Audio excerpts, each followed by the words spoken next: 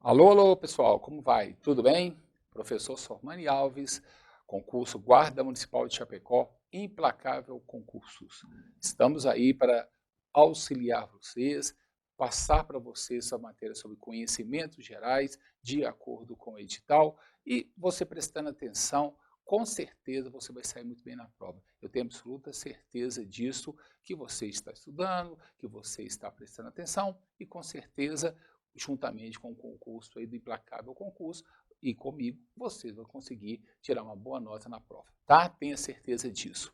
Essa primeira parte que eu vou falar com vocês, já que o edital está pedindo sobre a história de Chapecó, uma parte dos dados geográficos de Santa Catarina, falar sobre oceanos, mares, sobre a questão do Brasil, e também falando sobre os problemas do mundo, questão de poluição, de imigração, né? Tudo a gente vai abordar com vocês. E hoje escolhi para começar essa nossa aula assuntos que tem pedido lá também, sobre, por exemplo, o Mercosul, sobre a ONU, sobre a OTAN. Então, essa nova ordem mundial, né? Isso que está acontecendo no mundo hoje. Isso tudo que estão pedindo para vocês, eles têm uma origem. Essa origem, ela veio da questão da Guerra Fria, depois da Segunda Guerra Mundial, que a Segunda Guerra Mundial foi de 39 a 45. Então, de 45 até 1991, nós temos um período de Guerra Fria. Então, isso tudo que eles pediram para vocês desses órgãos, né, FMI, o CDC, entendeu? CEE, ONU, tudo que eles pediram realmente tem essa origem. Ficaria até difícil eu falar com vocês se não tivesse mostrando para vocês como aconteceu isso para o mundo hoje estar dessa forma, ok? Mas é super tranquilo, super bacana, bem interessante, cultura, e cultura nunca é demais, não é verdade? Para você chegar na hora da prova e não ser surpreendido com nada. Vamos cercando, o máximo que a gente cercar para vocês obterem maior sucesso, para mim é tudo melhor, tá? O meu objetivo é esse aí. Então é o seguinte, tudo praticamente vai começar a questão da Segunda Guerra Mundial, né? Então nós estamos aí na Guerra Fria do período de 1945 a 1991. Esse é o período que tem a questão da Guerra Fria. Aqui eu vou falar com vocês. Vou colocar aqui no quadro para vocês, para ficar mais fácil para vocês entenderem. De 1939 até 1945, nós tivemos, então, chamada Segunda Guerra Mundial. Lembrando vocês que eu estou colocando para vocês como introdução para que a gente chegue em todos os assuntos. De 1945 até 1991, a gente tem a chamada Guerra Fria. Nesse período de Guerra Fria, o mundo é um mundo bipolarizado. Por que bipolarizado? Quem venceu a Segunda Guerra Mundial foram os Estados Unidos, com um sistema capitalista, e na época a União Soviética, que hoje é a Rússia, que era do sistema socialista, ok? Eram os dois sistemas que ou você era socialista ou você era capitalista, ok? Então até para você pensar assim, por exemplo, capitalista, aí vem de capital, tá vendo? Lucro, dinheiro, né? Então vai avisar sempre isso. O socialismo, um pouco mais social. Aqui o governo comanda. O governo comanda. Geralmente no socialismo é uma ditadura, né? Geralmente é uma ditadura. Na Rússia também foi. Países hoje que são socialistas, como a Coreia do Norte, como Cuba, são países socialistas com ditaduras. Você tem a China também, que o governo é socialista, mas a economia da China é uma economia de mercado. Então, eles compram e vendem, como toda economia capitalista. Mas o governo em si, eles declaram um governo socialista. Na China, com seu 1 bilhão e 400 milhões de habitantes. Então, lá é uma ditadura, lá você não tem liberdade de expressão, de opinião, assim como você não tem em Cuba, assim como você não tem na Coreia do Norte, que são países hoje socialistas. O que ficou? A União Soviética se transformou em 15 novos países, todos eles países capitalistas. Um está na moda aí direto, é a Ucrânia, certo? Estônia, Letônia, Lituânia, isso aí. E a maioria dos países capitalistas ainda continua. A Rússia se tornou o principal país dessa... No final do socialismo, em 1991, a Rússia se torna, então, o melhor, o país, o mais importante país capitalista daquela região. Ok? Então, o governo comanda, é uma ditadura, uma economia planificada. Planificada, ou seja, uma economia que o governo determina o que plantar, o que investir, tá? Não tem esse livre mercado como no sistema capitalista, que é um livre mercado, lei da oferta e da procura, tá ok? Então você tem isso aí nesse período. Esse período durou de 1945 até 1991, você tem a chamada Guerra Fria, que todas praticamente o que surgiu como Plano Marshall, como a ONU, né, como o FMI, tudo vem surgindo após a questão da Guerra Fria. Então, a Guerra Fria, como tal, vocês vão ver aqui no slide, a Guerra Fria, ela foi a bipolarização do mundo, tá vendo? Entre Estados Unidos e União Soviética. A Europa Ocidental perdeu a hegemonia política no contexto o internacional, porque até então, gente, tudo era resolvido na Europa. A Europa determinava tudo.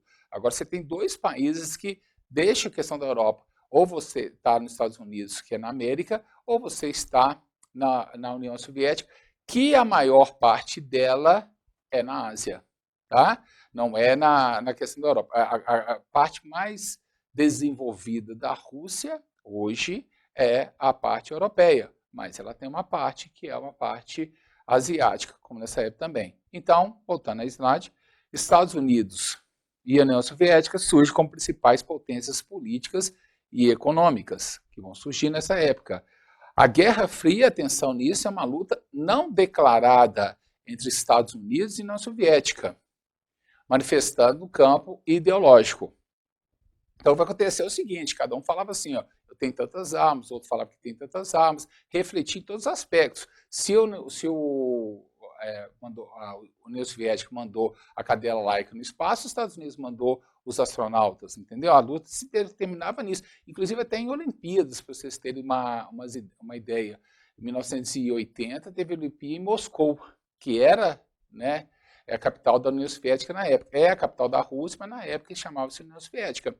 Os Estados Unidos boicotaram os jogos, falaram que não iam. Aí, em 84, teve em Los Angeles, nos Estados Unidos, a União Soviética como país socialista e outros países socialistas também boicotaram. Tá vendo? Então, assim, se um falava que era melhor numa coisa, outro falava que era melhor na outra, era busca por território. Eles não chegaram a guerrear um com o outro, tá, gente? Não chegou, tá?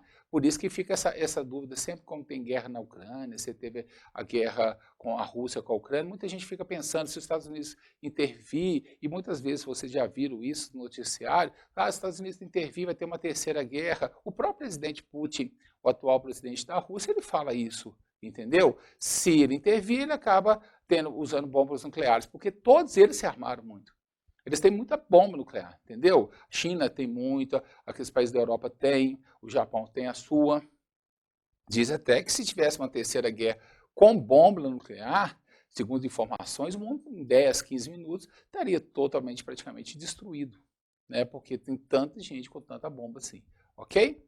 Continuando a questão do nosso slide, o mapa mostra aí os países que são de rosa, aí, são países era capitalista na época, comandado pelos Estados Unidos, e os países de verde, aí, comandado pela União Soviética, como você vê a China, por exemplo, você vê a Argélia, embaixo no continente africano tem Angola e Moçambique, aí você vê a questão dos Estados Unidos, o Brasil fazendo parte do sistema capitalista, ok? Então, dessa forma, e os Estados Unidos, cada um comandava. Quando um sentia-se ameaçado, ele interferia.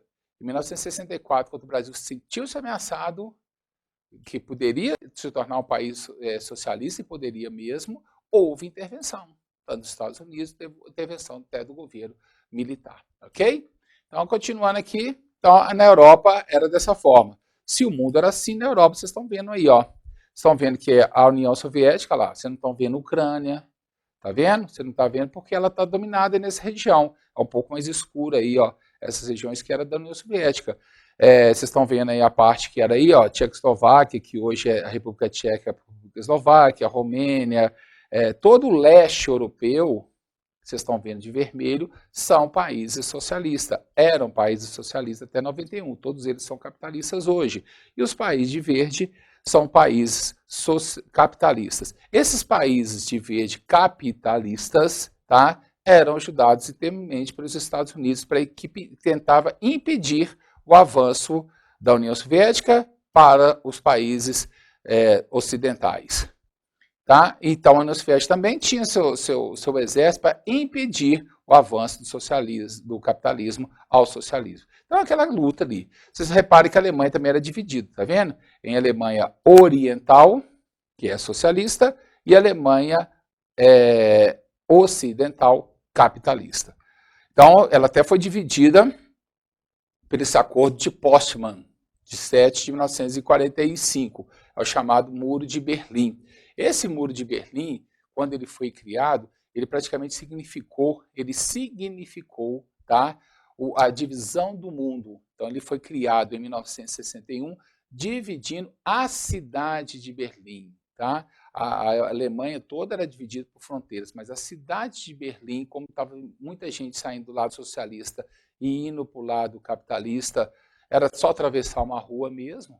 Eles simplesmente construíram um muro em 1961, cortando ruas, cortando linhas de trem, córregos, separando as duas cidades mesmo. O muro representava a divisão do mundo mesmo. Ele dura até 89.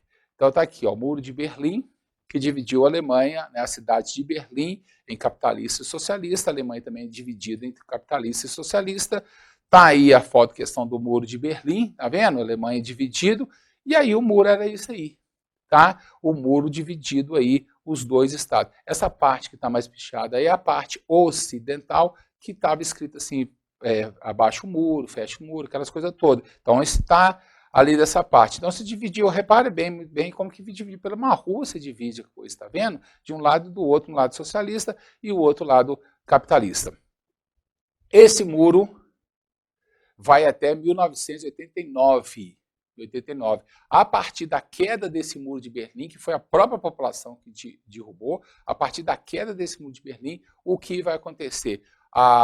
Praticamente a Europa, o leste europeu, ele vai se tornando capitalista, praticamente todos eles vão se tornando. Isso que vocês estão vendo aqui no mapa, aqui, ó, voltando aqui no mapa aqui, essa parte vermelha que vocês estão vendo aí com Polônia, Hungria, entendeu? Tchecoslováquia, Albânia, esses países todos se transformaram em países capitalistas. E a União Soviética, em 1991, deixa de ser socialista, se tornando em 15 repúblicas, Bielorrússia, Moldávia, Estônia, Letônia, Lituânia, Ucrânia. São 15 repúblicas que se tornaram capitalistas, independentes, ok? E que não pertence mais à questão da União Soviética. Essa é a questão do mundo até aí. A partir de 91, com a queda do Muro de Berlim e o fim do socialismo, o mundo, eu falei com vocês que era bipolarizado. A partir daí, olhando aqui a questão do mapa, o mundo vai mudar bastante. Pegando pela linha do Equador, que vocês estão olhando aqui no caso, aqui pela linha do Equador, vocês vão ter isso, a chamada nova ordem social, nova ordem econômica. A partir de 91 até os dias atuais, então presta atenção nisso aí, o mundo tem essa nova ordem econômica. Vocês reparem que de amarelo vocês verem os países do norte, que são os países centrais, os países desenvolvidos, e os países de verde, vocês estão vendo aí como o Brasil está fazendo parte, são os países chamados subdesenvolvidos, até que não estão usando muito esse termo mais não, é países em desenvolvimento. Então você vê que a parte do norte toda praticamente mais são os desenvolvidos, e a única parte que é desenvolvida no sul, abaixo da linha do Equador, é Austrália e Nova Zelândia. Olha lá embaixo para vocês verem a questão da Austrália e Nova Zelândia, que estão de amarelo. Então, essa nova ordem mundial, ela praticamente depois do fim do bipolarização do mundo, né, entre Estados Unidos e União Soviética, hoje você tem um mundo multipolarizado. Você não tem só os dois comandando. A verdade é que você tinha os Estados Unidos e a União Soviética, hoje você tem um mundo multipolar. Tá?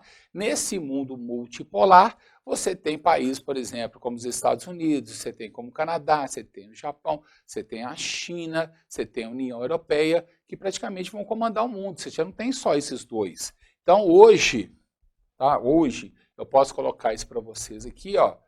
Vou até colocar, desmanchando aqui para colocar, para ficar mais fácil para vocês. Hoje, nós temos aqui de praticamente 1991, é o fim do socialismo. Fim do socialismo na União Soviética, ok?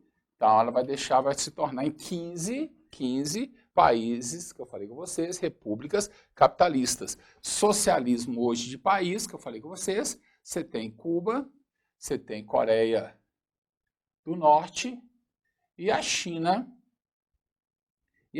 que tem um governo socialista, tá? A economia dela é uma economia de mercado, é uma economia capitalista, mas o governo é um governo socialista.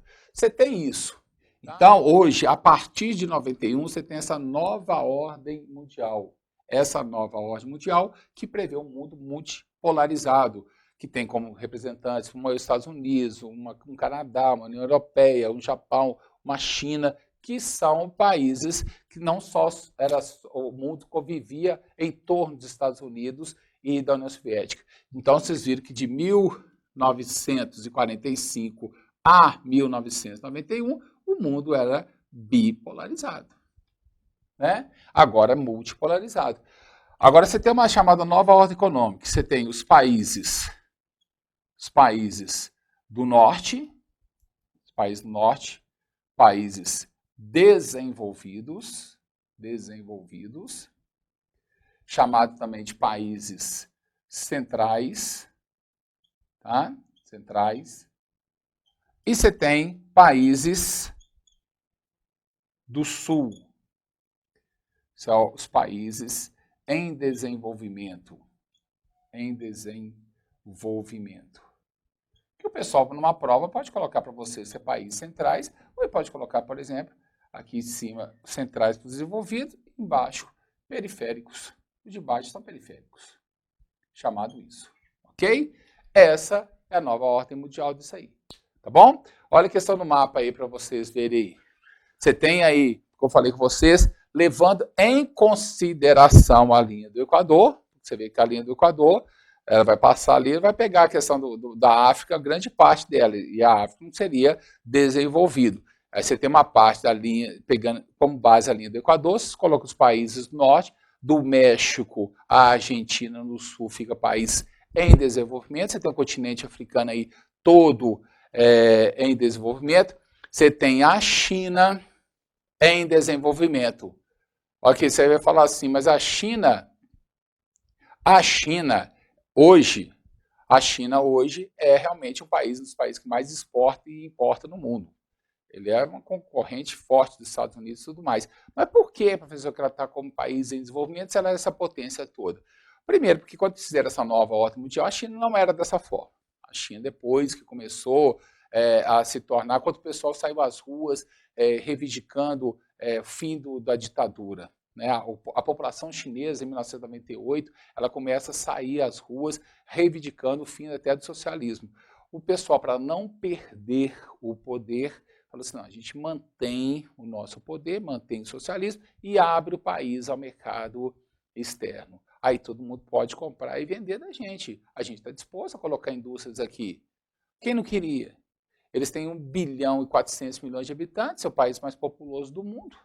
Né? Está na frente da Índia, que tem 1 bilhão e 300, mais ou menos. O Brasil tem 213, os Estados Unidos 350 milhões de habitantes, mais ou menos. São países que são muito poderosos de população, mas ninguém é igual a eles. Quem não vai investir num país que tem 1 bilhão e 400 milhões de consumidores? Na época, eles tinham 1 bilhão e 100.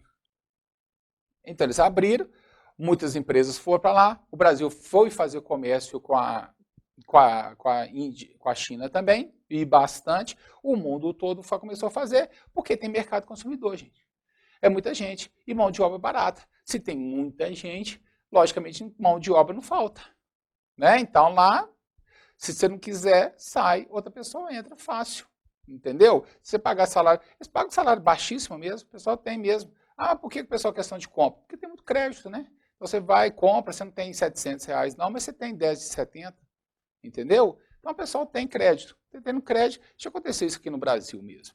Então, às vezes a pessoa não tem, mas a questão tem crédito. Então, que essa nova ordem, a China está, e também porque esse é um país socialista. A China é um país socialista, entendeu? Então, socialista, os outros países, todos que estão nessa ordem toda, são países desenvolvidos. Todos os países ricos são países capitalistas, que estão na moda ali, né? No caso, estão no alto, olha como você vai ver no mapa aí, como que eles estão. Tá vendo? Outro detalhe que eu queria colocar para vocês. A Rússia é considerada também um país emergente. Mas por que a Rússia, então, está lá como país desenvolvido? Porque ela está na questão mais da fronteira, assim, ó, mais por questões de espaço que ela está, a localização dela bem mais em cima, era mais difícil tirar ela. Primeiro foi isso. E segundo, depois que a Rússia tornou-se Rússia, acabou a União Soviética, eles tinham muita arma. E tem muita arma. Quando ele ameaça, por exemplo, de atacar, eles têm mesmo. Eles fizeram, houve uma corrida de armas nucleares, uma corrida armamentista muito grande no período da Guerra Fria. Os Estados Unidos têm muito, eles também têm muito. Entendeu? Então, melhor deixar os caras lá. Então, os caras estão ali, mas é considerado país emergente. Então, volta lá para vocês terem uma ideia. Então, vocês têm aqui país em desenvolvimento. Esses países centrais, olha lá, são países localizados na Europa, América do Norte e em alguns territórios asiáticos, como o Japão. O maior lucro desses países está em atividades de bancos e outras instituições financeiras, além de tecnologia, tá, gente? Praticamente a tecnologia do mundo praticamente é dominada por esses países centrais, que são os países ricos, como está aqui no mapa aí, os países desenvolvidos de amarelo que vocês estão vendo, e a Austrália embaixo também. Os países periféricos são os países com economia primitiva, mais agricultura, pecuária, baseada na agropecuária, como está escrito aqui, na exploração de matérias-primas. Menor grau de desenvolvimento e localizados na África, América Central, do Sul, tá? E Oriente Médio. Os países do Oriente Médio também tem? Sim. Aí tem petróleo. Tem petróleo. O que os países fornecem mesmo? O que esses países em desenvolvimento fornecem? Matéria-prima, está aí. O Brasil não oferece minério para eles, tá? O Brasil não tem questão do minério e eles têm questão do petróleo. Então, eles estão dessa forma. Aí acontece mesmo, por isso, é isso dessa forma. Então, você tem o quê? Os países de cima, os países desenvolvidos. Eles fornecem tecnologia, têm os melhores bancos e tudo mais. Vendem seus produtos mais caros. E os países do sul, eles vendem produtos de agricultura, pecuária, petróleo, matéria-prima, minério, tá? O Brasil mesmo, por exemplo, é um país que tem uma situação. O que o Brasil vende? Vai ter uma balança comercial favorável. Ele vende muita soja, muito café, muito gado, todos vocês sabem. Porque a gente compra muito tecnologia. E tecnologia é muito mais cara do que isso. Entendeu? Então, para a gente manter uma balança comercial favorável, exportar mais e importar menos, a gente precisa muito disso, tá? De vender bastante para a gente comprar a tecnologia desses países. Voltando aqui, no meio desse caminho, você tem aqui os chamados BRICS, que são os países semi-periféricos ou emergentes, que é os países que estão numa situação que eles não estão, eles são países em desenvolvimento, muitos deles aqui no caso, porém, eles têm uma economia forte, uma tecnologia boa. É os chamados BRICS, que o Brasil faz parte. Esses países são Brasil, Rússia, Índia, China e África do Sul. Está o Brasil na América do Sul, a Rússia na Europa e na Ásia, né, que tem uma parte dela que eu falei com vocês, a Índia está na Ásia, a China está na Ásia e a África do Sul na África, no continente africano. Esses são os chamados BRICS, tá? Existe que o Brasil faz parte. São países chamados emergentes, semi-periféricos, que está até escrito aqui dessa forma. São países que vivem da agropecuária ou de matérias-primas, essas coisas todas, mas tem um bom desenvolvimento tecnológico. O BRICS, ele atrai muitos países desenvolvidos, porque ele tem, principalmente, muito mercado consumidor. O Brasil com seus 213 milhões de habitantes, uma Rússia com 150 milhões de habitantes, uma Índia com 1 bilhão e 300 milhões de habitantes, uma China com 1 bilhão e 400 milhões de habitantes, uma África do Sul com quase 100 milhões de habitantes. Então o mercado é muita gente, entendeu? E além das matérias-primas, então eles estão de olho no diamante da África do Sul, estão de olho na tecnologia dos computadores, da informática da Índia, que é uma potência. Estão de olho no mercado consumidor e na exportação e importação de produtos da China.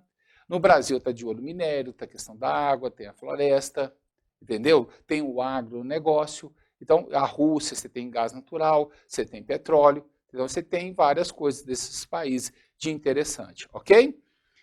Também temos o grupo dos 7 países mais conhecidos como chamado G7, que é um grupo internacional que reúne 7 países mais industrializados e desenvolvidos do mundo. Quem comanda praticamente esse mundo aí é isso aí, ó, Estados Unidos, Japão, Alemanha, Reino Unido, França, Itália e Canadá. Aí você vai perguntar mais uma vez, por que a China não está nisso aí?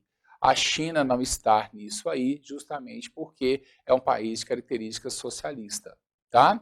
Ela é país socialista, então ela não está no meio aí disso aí. Se ela não tivesse, se ela fosse um país capitalista, estaríamos com o G8, tá ok? Então, quem comanda mesmo, o G7 hoje, o grupo, é esse aí, os mais industrializados, como Estados Unidos, Japão, Alemanha, o Reino Unido, né, que envolve, o Reino Unido envolve Inglaterra, Escócia, Irlanda do Norte e País de Gales, é o chamado Reino Unido, França, Itália e o Canadá. Temos também o chamado grupo de G20, que são as maiores economias, o grupo dos 20, G20, que é formado pelos ministros das finanças e chefes dos bancos centrais e 19 economias do mundo, mais a União Europeia. Então, o que eles desejam? Eliminação de restrições do movimento de capital internacional, um comércio mais livre entre eles, entre o mundo, desregulação, ou seja, mais privatização e menos interferência do Estado na economia, condições de mercado de trabalho flexíveis, ou seja, diminuição de muitas leis trabalhistas, que segundo eles atrapalha o desenvolvimento, privatizações, quanto menos empresas o Estado tiver, melhor, tá? E liberação do comércio global pela OMC, vamos ver aqui, de acordos bilaterais de comércio, tá? Então, menos interferência da OMC. Um detalhe, o Brasil faz parte desses grupos, faz parte do BRICS e faz parte do G20 com as maiores economias. O Brasil entrou no G20 em 2008, a partir de 2008 ele faz parte e foi chamado os países em desenvolvimento, foram chamados a partir de 2008 para fazer parte das maiores economias do mundo. O Brasil faz e também faz parte dos BRICS, ok? Além do Mercosul, que a gente vai ver também que o Brasil faz parte, é bom ficar sabendo esses grupos que o Brasil fazem parte. Desses grupos todos aqui, gente, eles praticamente usam esse tipo de política econômica. A maioria deseja isso, o chamado neoliberalismo, né? É a economia que a grande parte dos países desenvolvidos acaba utilizando. O governo atual, o ministro da Economia atual do Brasil, deseja também uma economia mais neoliberal, ou seja, pouca intervenção do governo no mercado de trabalho, tá? Quanto menos, então, deixar a livre negociação entre trabalhador e empregado, política de privatização de empresas estatais, posição contrária aos impostos e tributos excessivos, assim, no Brasil isso é muito grande, né? Mas os países com muitos impostos dá muito problema, contra o controle de preço dos produtos e serviços por parte do Estado, do governo, Ou seja, lei da oferta e procura é o suficiente para regular os preços, flexibilização das leis trabalhistas, ok? Quanto menos assim, ó, diminui alguns direitos mesmo. Às vezes, se tiver licença maternidade de 6 meses, vão passar para 4, vão passar para 3 meses. Negociar fundo de garantia, 13º, podia ser uma flexibilização dessas leis. Dividir as férias, como foi feito, de 30 dias, 10, 10 e 10, certo? Deixar o livre comércio, a lei da oferta e procura. Se tiver muito produto e pouca procura, o preço vai diminuir. Ao passo que tiver muita procura e menos produtos, os preços vão aumentar. É assim que se forma a questão do mercado. É isso que essa política neoliberal, que praticamente grande parte do mundo utiliza, é essa, né? Menos intervenção do governo na economia. O governo, quanto menos intervir, quanto menos mais empresas estiverem privatizadas, mais na mão do mercado, o mercado fica melhor, as oportunidades, segundo de emprego, poderiam ser maiores, né? Não sei se funcionaria tanto com países mais pobres, como a questão do Brasil. Mas em países mais ricos, por exemplo, funciona. Você não tem praticamente nem lei trabalhista em alguns países, por exemplo, como os Estados Unidos, você faz um acordo, e nesse acordo muitos dos vínculos de empregatismo são isso, né? É um acordo, um contrato, fez, cumpriu e acabou. Ok? Essa é geral que eu dei para vocês no mundo aí, de como está o mundo atual, como está esse mundo, quando começou a questão da Guerra Fria, como o mundo era bipolarizado, e o mundo agora passa a ser multipolarizado, e essa nova ordem mundial. Essa é bem importante a gente saber como está a situação do mundo hoje. Quis dar esse panorama para vocês aqui nesse primeiro momento. Ok?